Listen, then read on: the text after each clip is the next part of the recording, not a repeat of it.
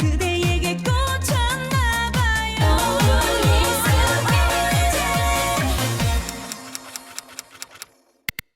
여러분 안녕하십니까. 최영훈의 만사행동 만사행동 지원입니다. 이번 시간은 좀 부드러운 시간입니다. 그래도 이거 제가 쭉 들려있는 자율로 유튜브이 한복 논란은 이 문화공정 이야기다 라고 아주 통렬하게 지적하고 있습니다. 이 참 한복 소수민족인 조선족이 뭐 자기들이 만주지방 옛날 만주지방 길림성이나 뭐 이런 데 살기는 삽니다. 그런다고 해서 한복을 또 등장시켜가지고 우리를 소수민족 취급하는 이런 거는 대륙의 절도라고 하는 통일한 단어를 써서 비판하고 있습니다. 이 기사를 쓴 사람이 임영신 국제문화 에디터인데 이 사람이 중국에 아주 정통합니다. 동경대에서 박사학위를 중국 관련 문학 주제로 받아 중국어, 일본어 능통하고 아주 인사이트 있는 그런 기사를 정리를 잘 했습니다. 이 중국의 문화 패권을 노리는 정치, 군사, 뭐 이런 외교, 경제 이어 문화 패권까지 노리는 중화중심주의 이런 것들. 이 신문 일면 윤석열이 설 연휴 이후 10여 곳의 여론조사에서 10대 1로 이기고 있고 여론조사 오차범위 밖에 쓰인 것도 7군데 된다는 그런 기사를 쓰고 있습니다.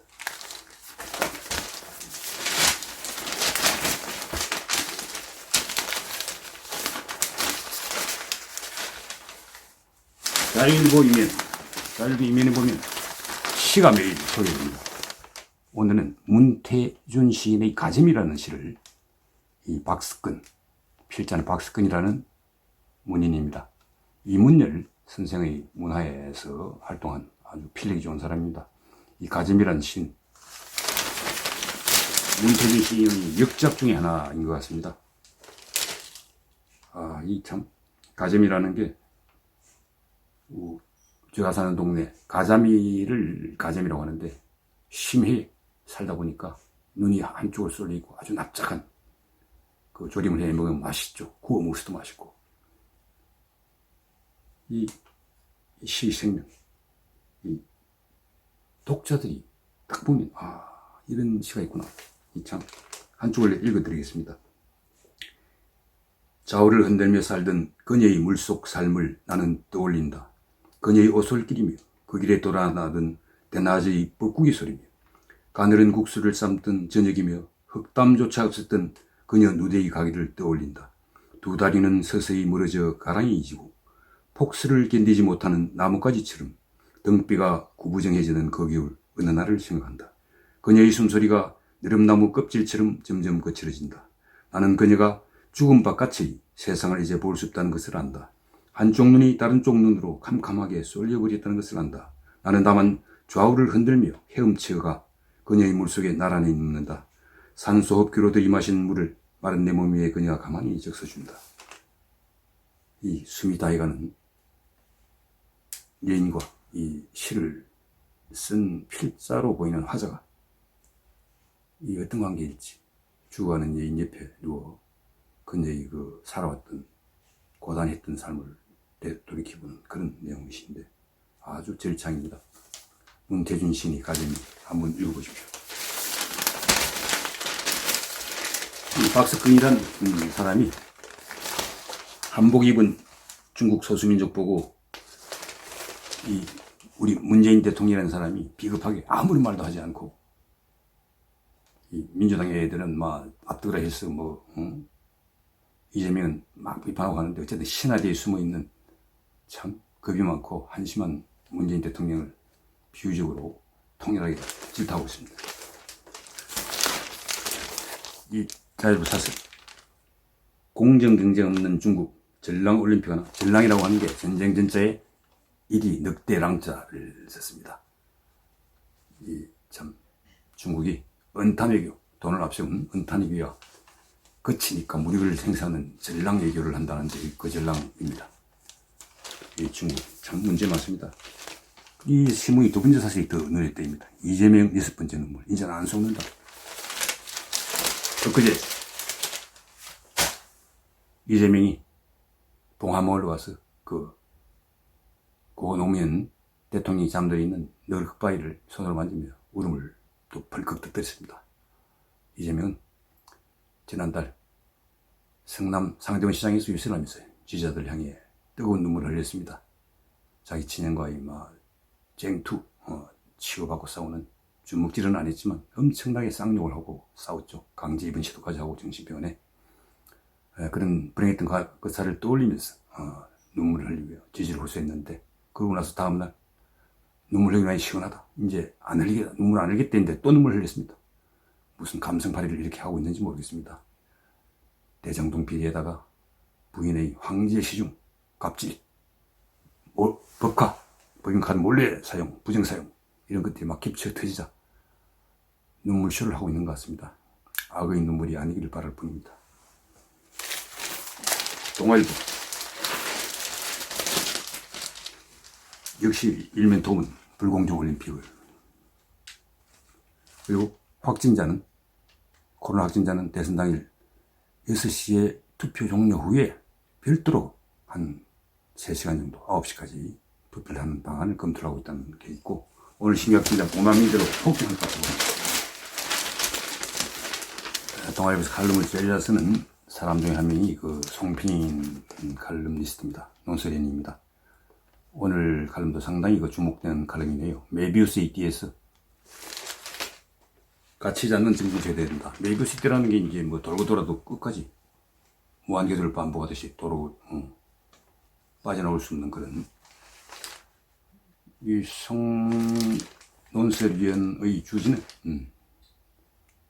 이 좌에서 우로 정권 교체를 해봐야 이게 바뀌는 게 없다는 조국 비례에서, 이게 조국만이 아니라 다른 사람들도 다 소위 여권의 실력자들이든지 법조인이든지 이런 사람들이 품앗이하듯이 자격증이나 무슨 봉사 실적, 그 다음에 이런 것들을 위조를 해주고 하는, 이게 고조화된 범죄인데, 이게 단순히 윤석열, 우파로 정권이 교대되더라도 좌파에서 우파의 또 이런 비리들은 건절되지 않고, 그래서 여야 할 것 없이 정치 교체까지 이루어져야지 이 메비우스의 띠에서 탈출할 수 있다 라는 이야기를 강조하고 있습니다. 재미있는 부분들이 있는데, 김종인 영감의 이 격세 제자, 김종인과 이준석은 정치 사제지간 비슷합니다. 둘이 티티카카 주고받듯이 윤석열 후보를 공격을 하고, 그래서 지분을 챙기려고 하는 짓거리들을 많이 보셨죠. 이준석이 젊다는 이유만으로 어쩌다 대표가 됐다는 식으로 통렬하게 지적을 한 뒤, 국민은 밖의 윤석열이라는 태풍을 당대로 끌어들여 가두리에 가둔 후 윤석열을 찻잔 속의 바람 비슷하게 만들어서 자기들이 상황 노릇을, 어린 상황, 늙은 상황 둘이서 하려고 했다. 그리고 원희룡과의 통화에서 이준석이 안철수는 정계가 된다, 이런 이야기를 했다고 하는 것도 지적을 하고 있습니다.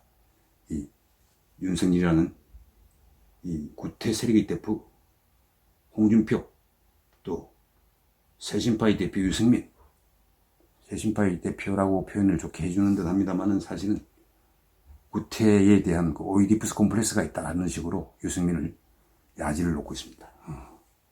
하여튼 이 사람 송편이 칼럼은 상당히 일별맛을 나게 하는 부분들이 많습니다. 그리고 윤석열 후보에게, 윤석열 후보를 지칭을 하진 않았지만 줄 게 있는 사람이, 얻을 게 있는 사람이, 줄 게 있고 얻을 게 있는 사람이 안철수에게 뭔가를 줘서 반드시 철석인을 성공시키라, 이런 마지막 코멘트까지 아주 일별맛이 납니다. 그리고 신스코 부국장, 386 정치인들이 중국에 등을 돌려야 한다. 베이징 편파 판정 비판 나선 진보 정치권. 일회성으로 이렇게 할 게 아니라 편향된 대중국 인식부터 바로 잡아라. 사드 추가 배치 반대 하고, 산불 정책은 또 이제 옹호하고 지지하고 하는 그런 작태, 저자세, 중국에 골주장하는 듯한 저자세 외교 이런 것들부터, 그리고 중국에 대해서도 할 말은 하면서 그런 또 편향된 인식은 또 버리고 한미동맹을 더 중시해야지 어떻게 중국에 기우는 듯한 그런 것을 하느냐, 그것부터 고치라라고 하는 질타를 하고 있습니다. 행설수술이 재미있는 사이버 불링 살인 사건. 미국의 여배우가 끔찍하게 돼지버렸으면 좋겠다. 꺼져 창리야 이 뭉쳤냐나 뭐 이런 2017년에 TV에 나와서 이런 이야기를 줄줄이 하는 걸 보고 깜짝 놀랐는데 자기가 당한 댓글 등에서 자기를 향해 욕설을 하고 한 그런 피해를 호소하는 그런 문장을 시작합니다. 이정은 논설위원 역시 워싱턴 특파원을 거치기 때문에 이런 글을 사례를 들어서 재미있게 정리를 했는데 조선일보 유일하게 일면거리가 원전 15기 규모의 재생에너지 리뉴어블 에너지. 근데 원전 2기밖에 안 됩니다. 비용은 원전 15기를 만드는 비용을 쓰고도 2기의 발전량밖에 안 되는데 그것마저 양질의 전기가 아니라 계속 이래 진폭이 큰, 그래서 정밀한 반도체 공장에서는 쓸 수 없는 그런 저급한 전기밖에 못 만들어내는 그런 것을 기획해서 제기하고 있습니다. 중국 올림픽 편파 반증에 6개국이 항의를 하고 있습니다. 일본, 독일, 노르웨이, 헝가리, 한국 등 한국은 스포츠 펀치 제소까지 했던 참 중국이 한 이 작태를 보십시오. 그래서 기존부 옷 2cm 더 크다고 독일, 일본, 노르웨이 에이스들을 줄줄이 시키고 있습니다. 해도 너무하지 않습니까? 절박함만이 자만을 이긴다. 지금 우리 국민의힘이 다 하겠다고 지금 그렇게 하고 있는 것 같은데 압도적 승리를 해야 되는데 그러려면 절박하게 해야지. 벌써 이긴 양 자만한 오만한 자세로 안철수에 대해서도 지나치게 두고 이렇게 하는 것은 옳지 않습니다.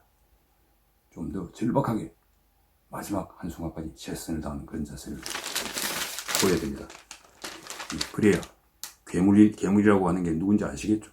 아마 이재명 후보를 이렇게 은유적으로 이야기를 하는 것 같습니다. 괴물을 뽑자 느리면 공포를 이해한다. 뭐 이런. 그리고 유권자들로부터 정말 선택받자 하면 자만과 오만 이런 것들을 버리고 질박하고 간절하게 최선을 다해야지 그런 것들이 가능하다. 이 신문은 2030들이 연끌로 거들나게 생겼다. 이 나중에 큰 사회적 문제, 국가적 문제가 될 거라고 우려를 하고 있습니다. 저희 사설. 두 번째 사설. 51일간 이재명의 아들이 인사명령서도 없이 어떻게 이걸 할 수 있었는지 일반 병사는 가능했겠냐. 이게 특혜가 아니고 아빠 찬스가 아니고 뭐냐.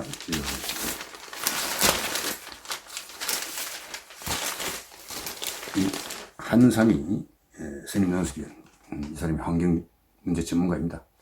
그답게 알리백 자체가 문제가 아니다. 알리백이라 이제 리뉴어블 에너지 100%라고 하는 뜻이라고 하네요. 재생에너지로 뭘 이랬다. 에너지를 충당하겠다. 원전 같은 거 안 하고 뭐 탄소 많이 배출하는 석탄 발전 이런 거 안 한다는 그런 이야기인데 그게 목표에 대해서는 안 되고 카본 프리 탄소가 안 나오게 됩니다. 그러면 에너지 믹스를 잘해야 된다. 오히려 운영도 해야 된다는 그런 환경 전문가답게 아주 권위 있는 발음을 썼습니다. 조항이 윤석열 후보 아까 이야기했듯이 단일화는 서로 신뢰하면 10분간 커피 마시면서도 끝낼 수 있다 이런 이야기를 했고 재난은 협상은 안 하겠다. 그리고 이재명이 시장지사 때 반칙 특혜를 이루 수없이 많이 했는데 무슨 행정이 다르냐 뭐 이런 이야기를 하고 있습니다.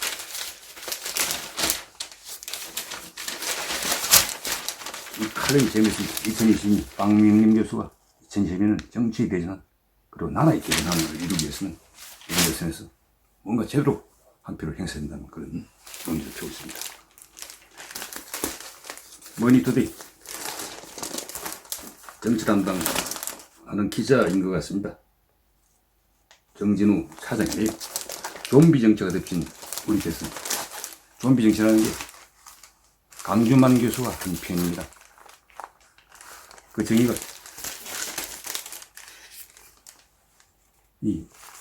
마구 상대를 물어뜯고 좀비가 그렇죠. 좀비는 멍하게 있다가 표적이 보이면 달려들어 물어뜯고 또 멍하게 있다가 사고는 게 없습니다. 그냥 피가 고프고 배가 고프면 달려들어 물어뜯는 목표도 없고 뭐 때문에 물어뜯는지도 모르고 상대를 묻었습니다. 우리 지금 정치권 여야로 나뉘어가지고 싸우는 꼴이 또 그런 것을 방불케 한 면이 없지 않아 있습니다. 특히 여권 그런 좀비 정치를 없애려면 어떻게 해야 되는지를 국민 통합을 이루고 정오 마케팅을 버리고 해야 좀비 정치를 불식할 수 있다. 이번 대선에서 반드시 그렇게 해야 되는, 그렇게 할 지도자를 뽑아야 된다는 그런 이야기를 하고 있습니다. 이 칼럼도 재미있습니다. 명부야, 밥 먹자. 이 스케치는 대단한 겁니다. 우리가 1996년 말에서 7년 IMF 위기를 맞습니다. 그때 우리 국민들이 하나같이 금모기 운동에도 동참하고 또 김대중 정부가 어쨌든 팔건 팔고 해서 구조정을 해가지고 2000년 전에 IMF에서 조기 졸업을 할 수 있었습니다. 뭐 그런 우리의 그 뼈아픈 교훈과 또 히딩크 리더십. 옛날에 선배들은 공을 잘 못 차도 뭐 주전으로 뛰고 했는데 그런 걸 없애기 위해 가지고 명부야만 먹자. 이천수가 홍명보, 자기보다 나이가 한 10살 가까이 많은 홍명보 주장한테 말로 놓게 하는, 그래서 의사소통이 되게 만들고, 그런 것이 한국 2002년 월드컵 4강 신화의 한 밑거름 중에 하나였다는 그런 논지를 펴면서 우리가 선도국가, 첨단 기술을 옛날처럼 패스트 빨로 빨리 추격하는 게 아니라 우리 스스로가 퍼스트 무브가 되는 그런 선도국가가 되어야 한다는 그런 논지를 IMF 극복과 2002년 월드컵 4강 기적 이런 것들을 통해서 어떻게 하면 그렇게 달성하는지를 이야기를 하고 있네요. 시간이 꽤 됐네요. 오늘은 하루 한 구절 중국 명언집을 하나 읽어드리겠습니다. 오늘 2월 8일 편은 복숭아나 자두는 말하지 않으나 그 아래에 절로 길이 생긴다. 돌이 불은 하자 성계. 복숭아 자두는 말이 없어도 사람들은 그 아름다운 꽃과 열매에 이끌려 언젠가 그 나무 아래에 이르는 길이 생긴다. 복숭아 자두는 사람들을 이리 오라 저리 오라 하지 않아도 아름다운 꽃이 피고 또 맛있는 열매가 열리니까 사람들이 글로 와서 자연히 그 밑으로 길이 생겨난다는. 이 사례는 비장군으로 칭송받던 전한의 명장 이광이 비록 말도 어눌하고 사람 됨됨이도 투박해서나 수하병사들이 헌물을 받았다는 비유로 오래된 속담이라고 합니다. 오늘날까지 잘 회자됐는데 지나친 자기과시, 자기 선진이 횡행하는 요즘 아주 이런 그 이야기를 들으면 우리가 좀 겸손해지고 또 깊이와 품위를 지키려고 하는 그런 자세를 기르지 않겠습니까? 여러분, 오늘도 좋은 하루 되시고 만사행동하는 하루가 되시기를 빌겠습니다. 안녕히 계십시오.